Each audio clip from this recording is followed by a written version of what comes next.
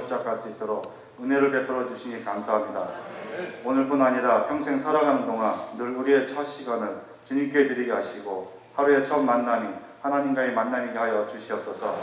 그래서 저희들의 삶의 첫 자리에 언제나 주님을 모시고 살아가게 하옵소서.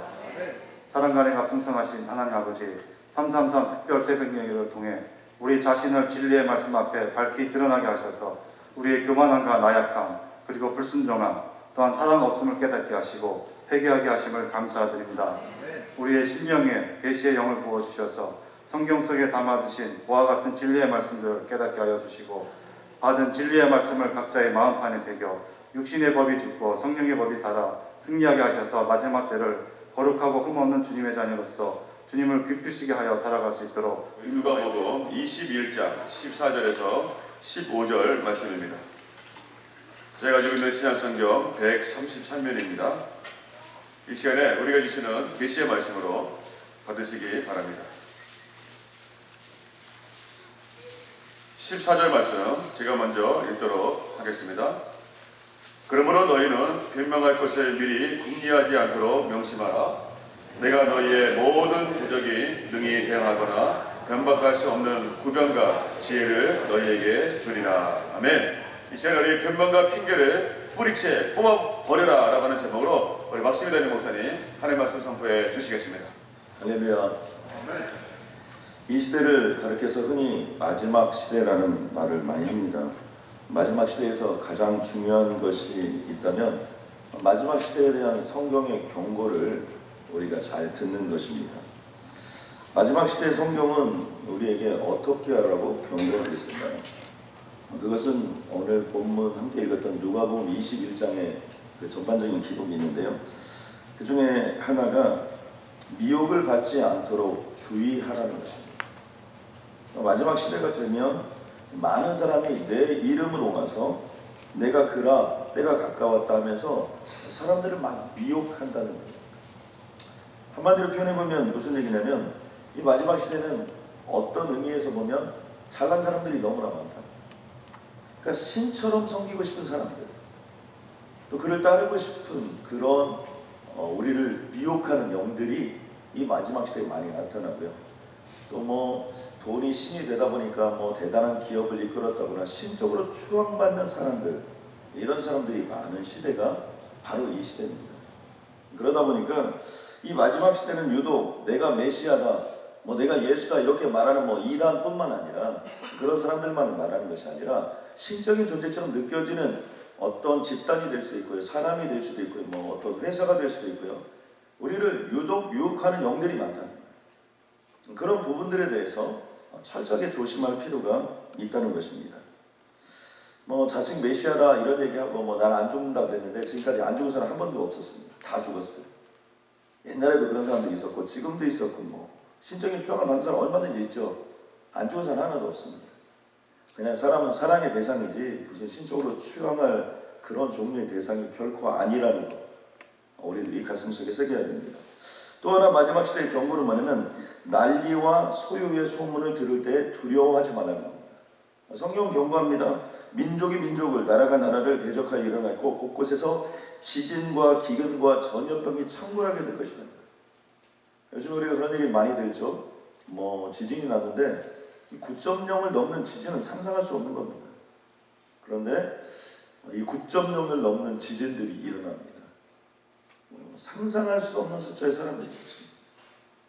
또 뭐 토네이도가 이 중부 지역에서 부는데요. 요즘에 그냥 얼마나 많은 사람들이 또 이 미국 같은 데서 바람에 의해서 죽어가는 점.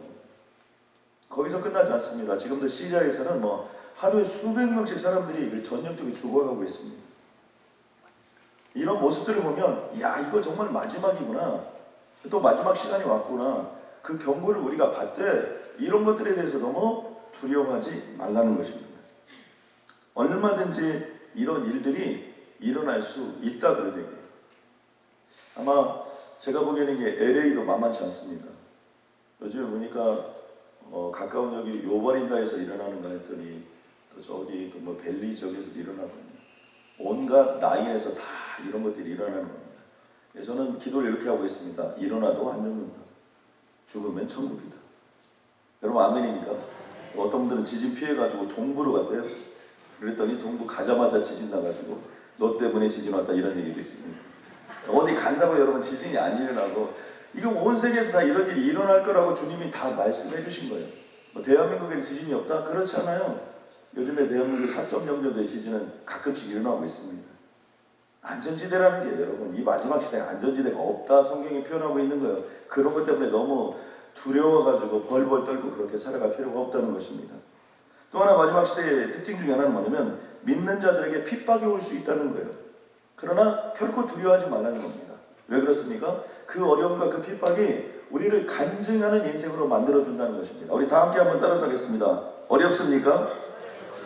주여 간증하게 하여 주시옵소서. 옆 사람 한번 물어보세요. 어렵습니까? 한번 물어보시고 주여 간증하게 하여 주시옵소서. 그래서 갑자기 몸이 아프다 그러면 아 이거 죽으려는가 보다. 어떤 분들은 병원도 못 가요. 죽을까 봐. 의사가 죽는다고 할까 봐. 의사가 죽는다고 해도 안 죽습니다. 걱정할 필요가 없습니다. 그래서 무슨 일이 생기면 몸이 아프면 아 주님이 나에게 간증을 주시려는가 보다. 갑자기 뭐 좀 비즈니스가 너무 안 되면 아 주님이 나에게 간증을 주시려는가 보다. 또 비즈니스가 너무 잘 되면 주님이 나에게 간증을 주시는가 보다. 언제든지 주님이 마지막 시대에 우리에게 오히려 간증하는 역사가 있을 것이라고 성경이 예언했기 때문에 간증하는 역사가 있을 것이다. 이렇게 믿음으로 나아가면 분명히 그런 역사가 나타나게 될 줄로 믿습니다. 또 하나 마지막 시대에 우리들이 필수적으로 해야 될 일이 있는데 그것은 뭐냐면 변명할 것을 미리 궁리하지 말라는 겁니다. 그러니까 이 핑계 저 핑계 대지 말라는 거예요. 이 변명 저 변명 되지 말라는 겁니다. 오늘 본문의 말씀을 이렇게 선포합니다. 그러므로 너희는 변명할 것을 미리 궁리하지 않도록 명심하라. 여기서 궁리하다의 의미는 뭐냐면 연습하지 말라 그런 얘기예요. 어떻게 변명을 할까? 뺀질뺀질해가지고 목사님 분명히 이렇게 얘기하면 내가 이렇게 얘기해야지. 하나님이 나에게 이렇게 얘기하면 내가 이렇게 빠져나가야 돼. 그런 거 하지 말라. 그런 거 연습하지 말라. 구차한 변명 되지 말라는 거예요. 예스면 예스, 노면 노. 기면 긴 거고 아니면 아닌 거지. 이 크리스천으로 마지막 시대를 살아가면서 구차하게 이런저런 변명 늘어놓지 말라고 성경 우리에게 경고하고 있습니다. 내가 너희의 모든 대적에 능히 대항하거나 어떤 대적들이 있어도 그거에 대항할 수 있는 힘을 내가 너에게 주겠다는 겁니다. 변박할 수 없는 구변과 상대방이 우리를 대적해도 그것들에 대해서 상대방이 나를 칠 수 있는 어떤 구변, 말할 것과 지혜를 너에게 줍니다. 그러니까 하나님이 주신다는 거예요. 모세가 그런 얘기를 했죠. 주여 나는 목이 굳은 자입니다. 도저히 말을 못합니다. 라고 했을 때 주님께서 어떻게 했냐? 가라는 거예요. 그리고 구변이셨던 그의 형 아론을 붙여주셨고요. 모세 또한 하나님의 계시의 역사를 통해서 능히 그런 일들을 감당하셨다는 거죠. 할 수 있도록 주님께서 역사에 주었다는 겁니다. 그러니까 구차한 변명, 이건 못한다, 저건 못한다, 이것 때문에 못한다, 저것 때문에 못한다, 그러지 말라는 겁니다. 우리나라 사람들이 흔히 하는 변명 중 하나가 나는 돈이 없어서 안 된다 라고 생각하는 사람이 제일 많다는 거예요. 당신 인생이 왜 이렇게 꼬였느냐, 왜 이렇게 어려워졌다, 나는 돈이 없어서 그렇다, 나는 물려받은 재산이 없어서 그렇다. 여러분 아시죠? 자녀는 자랄수록 부모가 부자이길 원하고 부모는 자식이 커갈수록 자식이 잘 되기를 원한다. 서로 원하는 게 좀 달라요. 요즘 드라마를 보면 빠짐없이 등장하는 단골 메뉴가 있습니다. 그럼 재벌 2세의 등장입니다. 시크릿 가든, 꽃보다 남자, 여인의 향기, 로열 패밀리, 보스를 지켜라. 이런 드라마의 공통점은 뭡니까? 재벌 2세가 등장한다는 거예요. 공중파 방송의 72%, 10편의 드라마를 만들면 그 중에 7편은 반드시 재벌 2세가 등장한다는 겁니다. 재벌 2세의 특징이 있습니다. 첫 번째, 가진 돈이 많다. 인물이 잘생겼다, 운동 등 못하는 것이 없다. 딱 한 가지 흠이라면 싸가지가 없다는 거. 이게 재벌 2세치고 한 싸가지도 답니다. 그러다 보면 그런 드라마를 보다 보면 대리 만족도 있지만 왠지 우리들을 초라하게 만듭니다. 특별히 우리는 자본주의 시대에 살아가고 있습니다. 그러다 보니까 자본주의란 건 돈이 돈을 낳는 그런 시스템입니다. 그러다 보니까 그런 드라마를 보고 있다 보면 나도 모르게 그렇게 가지지 못한 것이 서러울 수가 없습니다. 가지기만 하다면 내가 무엇인가 할 수 있을 텐데 이런 생각을 가지기 쉽다는 것입니다. 그러나 역사적으로 살펴볼 때 내가 진정으로 땀을 흘려 번 돈이 아니면 오히려 많이 가진 것이 우리의 영혼과 심령을 완전히 파괴해버린다는 거예요. 지난 15세기 그 즈음에 세계에서 가장 부자라고 볼 수 있는 나라가 스페인이었습니다. 이 스페인은 막강한 해군을 이용해서 전 세계로 가서 약탈을 했는데 특별히 잉카의 문명이 있던 이쪽 멕시코 이쪽 지역, 신대륙 이쪽 지역에서 아무튼 엄청난 부를 약탈해 갔습니다.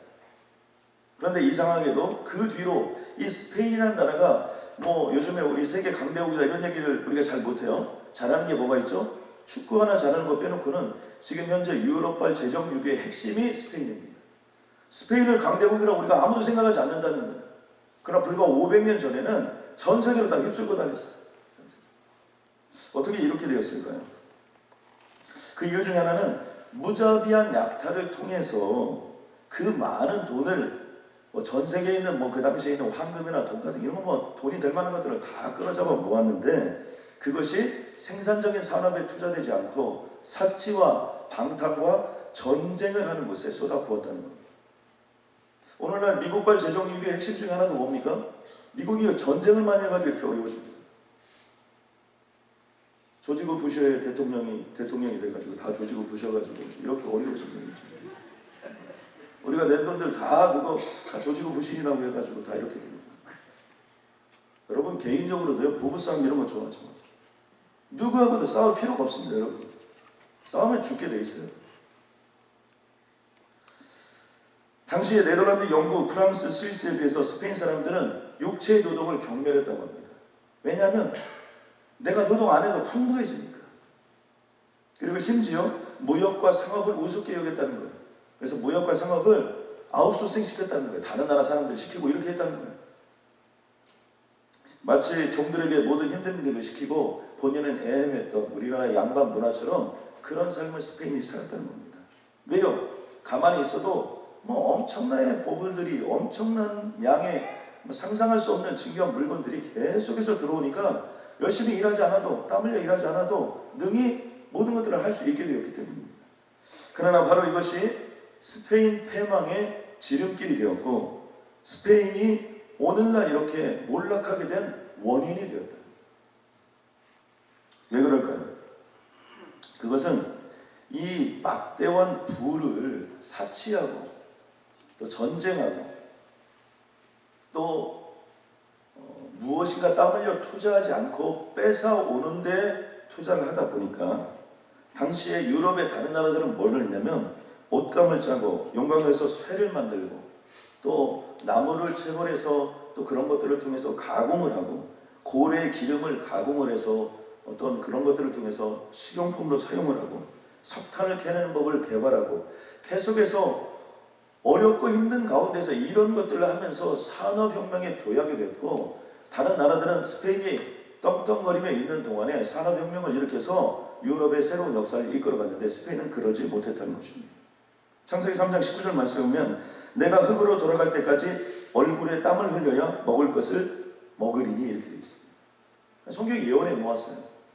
내가 그것에서 취함을 입었습니다. 너는 흙이니 흙으로 돌아갈 것이냐. 그러니까 우리가 흙에서 왔습니다. 흙으로 돌아갈 때까지 이 세상에 태어나서 죽을 때까지 우리들이 해야 될 일이 있습니다. 그것은 뭐냐면 땀을 흘려야 먹고 살 수 있도록 되어 있다는 겁니다. 그렇기 때문에 땀 흘리는 거, 일하는 거 이런 걸 두려워해서는 안 된다는 거예요. 이 나이까지 내가 일을 하냐? 아니 절대로 그렇지 않아요.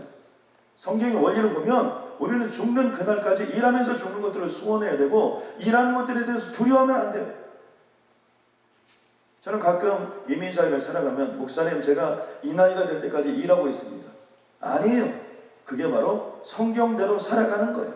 땀을 흘리며 살아가도록 주님이 이미 우리에게 말씀해 놓았습니다. 그러므로 밤잠 좀 못 자고 일하는 것들에 대해서 우리는 두려워하면 안 됩니다. 새벽잠 좀 못 자고 이거 새벽기도 나온 거에 대해서 두려워하면 안 돼요, 여러분.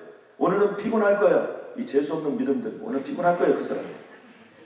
오늘 기도하고 주님의 이름으로 나왔는데 가면서 빵도 주는데 뭐가 피곤합니까?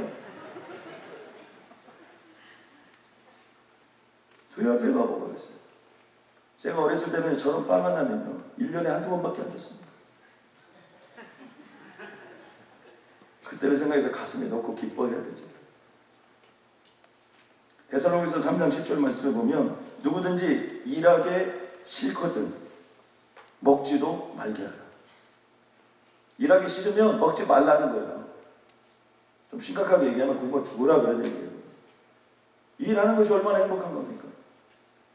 가서 자녀도 봐주고 또 이 일 저 일도 하고 기쁨의 삶을 살고 젊은 사람들은 젊은 대로 최선을 다해 살고 하나님이 나이를 주셨다면 나이 속에서도 기쁨을 누리고 살아가는 겁니다. 혹시 석유의 저주에 대해서 혹시 알고 있습니까? 저는 가끔 그런 생각을 했어요. 왜 우리나라는 석유가 안 나나? 그래서 예전에 가짜로 뭐 석유가 났다는데 막 그때 제가 얼마나 하나님께 감사했는지 모릅니다. 와, 우리나라 드디어 석유가 나는구나. 펑펑 나면 재밌게 살 수 있겠구나. 이런 생각을 한 적이 있습니다. 근데 최근에 논문에 따르면 이 석유의 저주라는 것들이 계속해서 펼쳐지고 있습니다.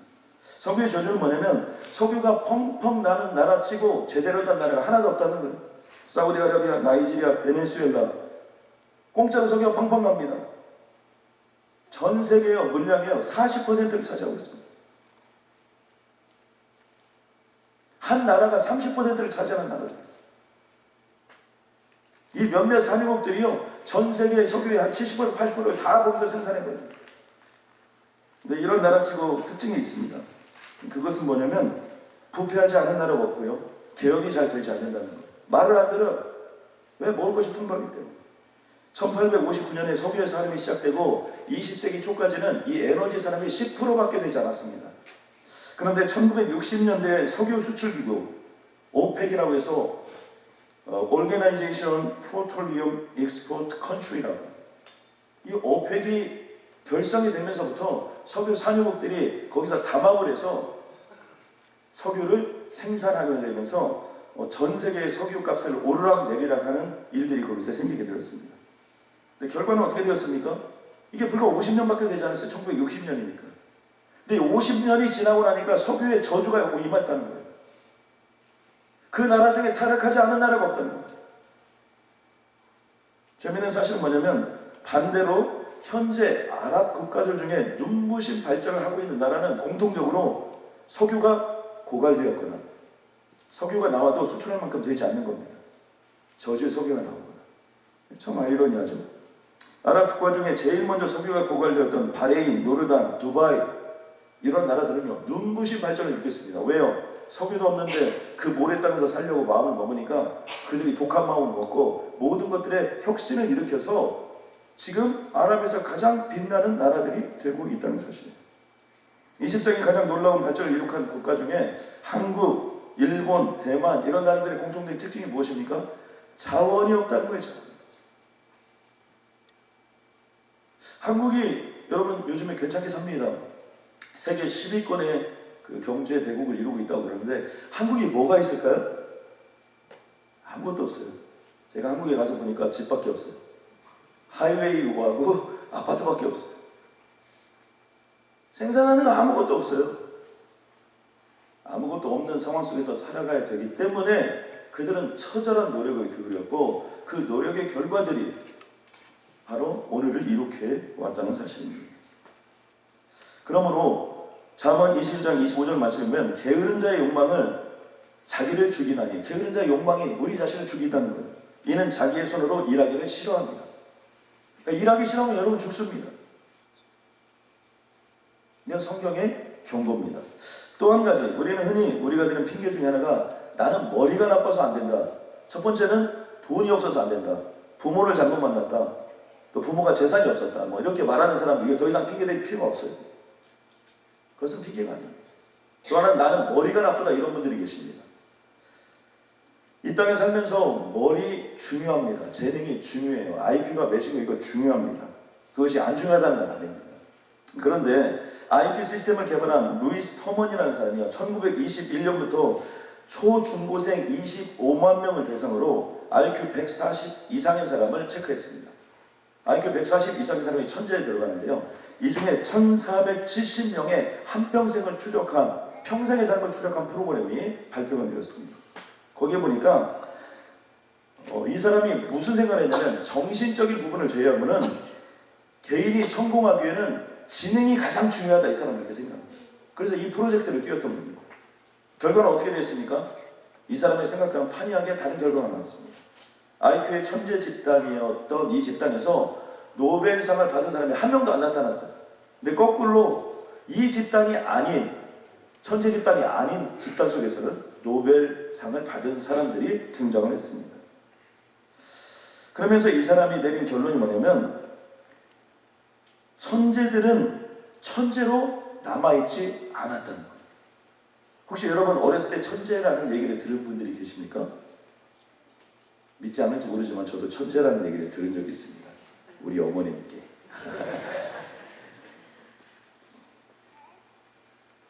옛날 천재가 계속 천재로 남아있지 않았다는 거예요. 그래서 이 사람은 이런 결론을 했습니다. 지능과 성취, 이것은 관계가 없다. 한 가지 그러나 중요한 내용을 이렇게 표현했습니다. IQ는 120만 넘으면, 그러니까 120 플러스 마이너스 이 정도만 넘으면 누구나 다 노력한 만큼 대가가 나온다. IQ 130짜리 과학자하고 IQ 180짜리 과학자를 딱 놓으면, 우리가 생각할 때는 수치적으로 보면 IQ 180짜리 과학자가 훨씬 더 잘할 것 같은데, 그렇지 않고 130이나 180이나 별 차이가 없다, 그런 얘기예요. 중요한 건 노력하는 천재, 바로 이 사람을 통해서 일이 이루어진다고 이 사람은 발표했습니다. 성경은 우리에게 이렇게 표현합니다. 고린도전서 1장 26절 말씀에 보면, 형제들아 너희를 부르심을 보라. 하나님이 우리를 부르실 때 육체를 따라 지혜로운 자가 많지 아니하며 능한 자가 많지 않으며 문벌 좋은 자가 많지 아니하도다. 하나님은 그런 것 때문에 우리를 부르시지 않는다, 그런 얘기예요. 오히려 하나님께서 세상에 미련한 것들을 택하사 지혜 있는 자들을 부끄럽게 하시고 세상에 약한 것들을 택하사 강한 자들을 부끄럽게 하신다는 거예요. 그러니까 내가 머리가 어땠고 이런 얘기할 필요가 없다는 거예요. 그건 오히려 하나님이 쓰시기에 더 좋은 도구라고 주님이 말씀하고 있습니다. 그리고 성경이 우리에게 중요하게 선포하고 있는 내용 중에 하나가 무엇입니까? 예수 그리스도를 가리켜서 우리의 머리 되신 주님이라고 합니다. 여러분 아멘입니까? 아멘으로 그 말씀을 받았습니까? 그래서 저는 그 다음부터 머리 나쁜 거에 대해서 고민을 하지 않습니다. 왜요? 내 머리가 주님인데. 그게 믿음 아닙니까? 그렇다면 재능보다 더 중요한 것이 뭐냐? 이 루이스 터먼이라는 사람은 재능보다 훨씬 더 중요한 것이 기회라고 했습니다. 기회를 잘 타고나는 것이 중요하다는 거예요.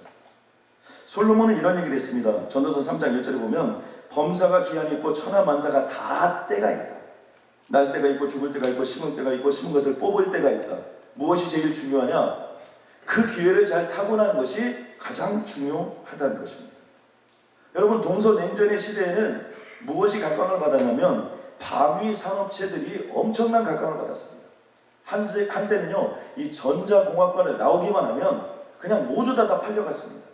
왜요? 무기를 만드는 방위 산업들이 많이 있었기 때문입니다. 근데 요즘 어떻습니까? 미국에 있는 방위 산업체들이요, 축소하고 끝나는 것이 아니라 회사들이 없어져요. 예전에는 생각지도 않았던 요즘에 적대적 인수합병, 뱅크럽시. 예전에는 변호사 중에 가장 실력이 없는 사람들이 이런 거 했다는 거예요. 요즘에는요, 적대적 인수합병, M&A, 또 그리고 이런 뱅크럽시 전문 변호사들이 가장 각광을 받고 있습니다. 동서냉전 시대에는 생각조차 하지 않았던 아시아가 21세기 들어서 경제적인 두각을 나타내고 있습니다. 저는 어렸을 때 이렇게 자라면서 중국 이런 나라가 오늘날 세계 1위가 될 거라고 생각하지도 않았어요. 공산주의는 맨날 고구마, 감자 이런 거 농사 지어가지고 먹고 사는 줄 알았지. 이상한 모자 같은 거 쓰고 다 그런 줄 알았지. 중국이 저렇게 잘할 줄 어떻게 알았습니까? 아시아가 이렇게 부유함을 누릴지 어떻게 알았어요? 몰랐죠. 그러다 보니까 어떤 현상들이 나타나는 겁니까? 자연스럽게 중국어나 한국어, 일본어 이런 아시아의 언어를 구사하는 사람들이 프리미엄이 있어서 새로운 기회들이 그들에게 주어지고 있다는 사실이에요. 것들을 보면요, 어느 구름에 축복이 달렸는지 우리가 알 수가 없습니다. 비가 오긴 오는데 이 비가 어느 비가 축복의 비인지 우리가 알 수가 없다는 거예요. 왜요? 이건 다 하나님 손에 달려있기 때문입니다. 그런데 한 가지 감사한 것이 있습니다. 그것은 무엇이냐면 하나님은 우리에게 기도할 수 있는 특권을 주셨다는 사실입니다. 마태복음 7장 11절 말씀에 보면 너희가 악한 자라도 좋은 것으로 자식에게 줄 줄 알거든 하물며 하늘에 계신 너희 아버지께서 구하는 자에게 좋은 것으로 주시지 않겠느냐. 구하는 자에게 좋은 것으로 하나님이 주시겠다고 말씀하셨습니다.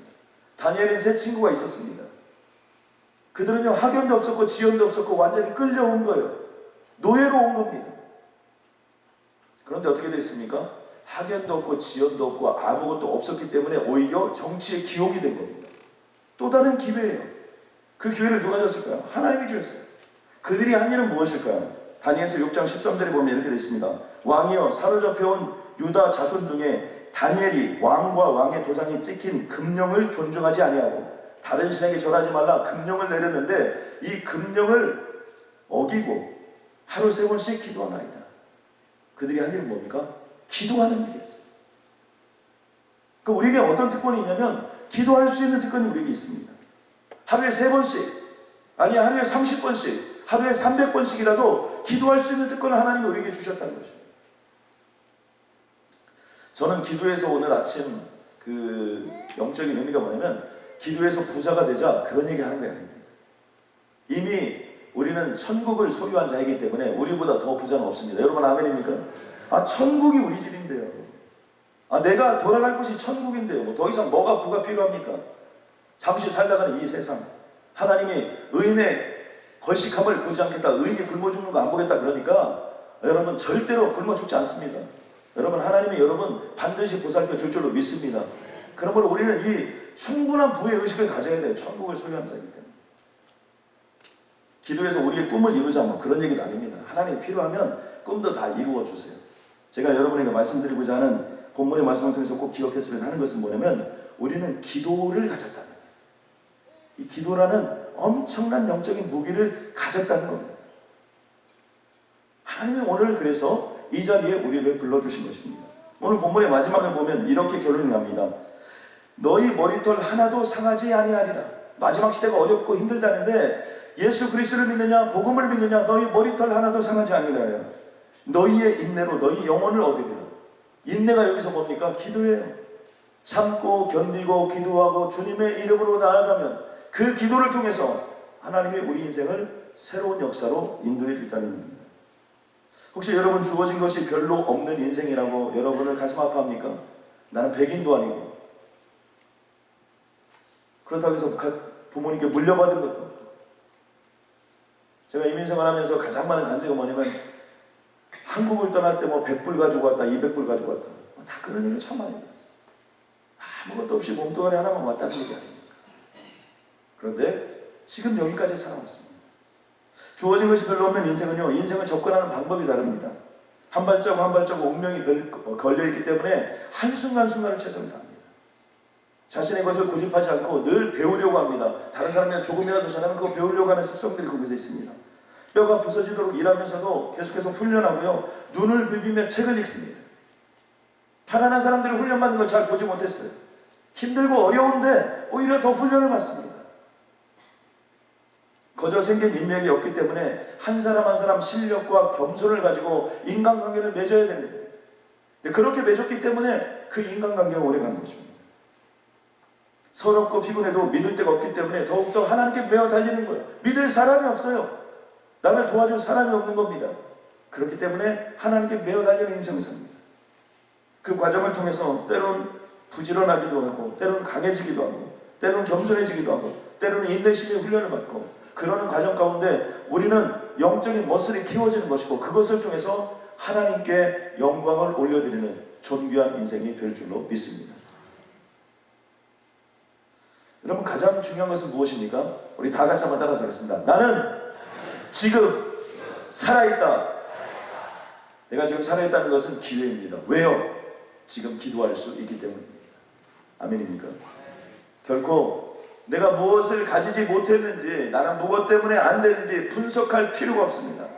우리 다시 한번 따라가겠습니다. 나는 살아있다. 고로 기도할 수 있다. 하나님 감사합니다. 하나님, 너희는 변명하지도 말고 핑계 대지 말라고 주님이 말씀하셨습니다. 하나님, 오늘부터 하나님 가진 것이 없음을 변명하지 않겠습니다. 하나님, 나이가 많다고 변명하지 않겠습니다. 몸이 약하다고 변명하지 않겠습니다. 실력이 없다고, 영어를 못한다고 하나님 변명하지 않겠습니다. 하나님, 오직 기회는 주님이 주시는 줄로 믿습니다. 날 때가 있고, 아버지 하나님이여, 죽을 때가 있고, 심을 때가 있고, 뽑힐 때가 있는 것처럼 주님이 기회의 주인이신 줄로 믿습니다. 하나님, 오늘 이곳에 있는 한 분 한 분들의 영혼과 심령을 주님 붙잡아 주시어서 새로운 기회의 자리로 인도하여 주시옵소서. 구원한 날 동안 새로운 하나님의 기적을 보게 하여 주시옵소서. 하나님, 육체의 한계에 도전할 수 있도록 주님 인도하여 주시옵소서. 하나님, 나의 삶이 오직 주님께만 쓰임받는 귀하고 복된 인생이 되게 하여 주옵소서. 오늘 하루 시작할 때 하나님 피곤합니다. 하나님, 새벽에 일찍 일어났습니다. 그러나 더 큰 은혜를 허락하여 주시옵소서. 더 큰 복음의 능력으로 주님 인도하여 주시옵소서. 구하라 주실 것이요, 찾으라 찾을 것이요, 문을 두드리라 그리하면 열릴 것이라고 주님 말씀해 주셨사오니 기도의 영적인 무기를 가지고 구원한 날 뚫어낼 수 있도록 주님 역사하여 주옵소서. 예수님의 이름으로 기도드렸습니다. 아멘. 여러분, 기적이 임할 줄로 믿습니다.